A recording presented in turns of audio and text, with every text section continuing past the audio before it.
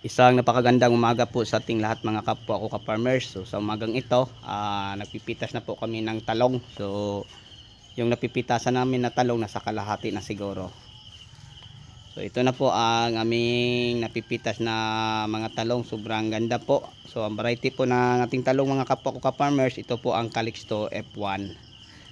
So ganyan din siya kaganda, no.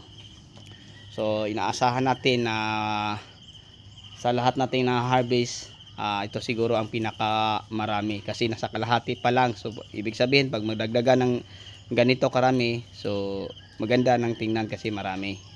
Then kahapon nagpipitas po kami ng talong. So yung kamatis, so yung nakikita nyo sa karton, tapos may maliit pa na hindi pa na isilid sa karton, yun po ang first harvest natin sa ating kamatis na Diamante Max F1 Tatak F Swiss. Ito yung talong natin, ito naman po ang Calixto. Okay, so sa lahat na mahilig sa ganitong usapin, paki-check lang po, no, sa aking munting YouTube channel. Simula sa pagpunla, sa pagtanim, kung ano man ang mga ginagamit ko. Pwede nyo gayahin mga ka-farmers, subukan nyo.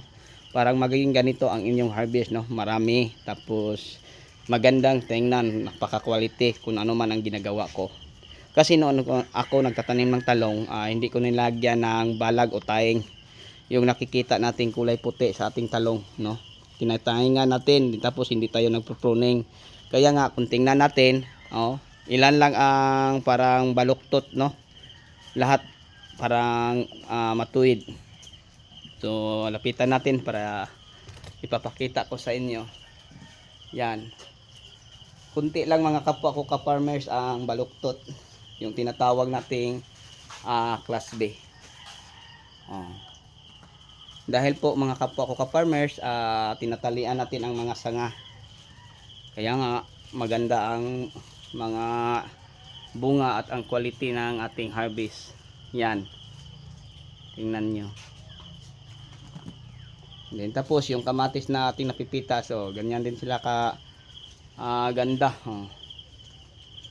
Napaka quality po mga ka-farmers.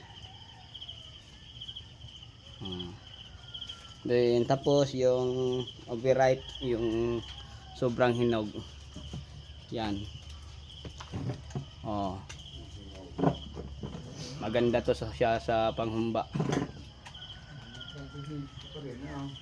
So yan po na mga kapwa ko ka-farmers. May pipitasin pa kaming kunting kamatis doon. Nakakamangha po tingnan. Sobrang ganda po mga kapwa ko ka-farmers. Okay, so sa inyong lahat hanggang dito na lang siguro. Maraming salamat, God bless, at mabuhay po tayong lahat. Bye bye po.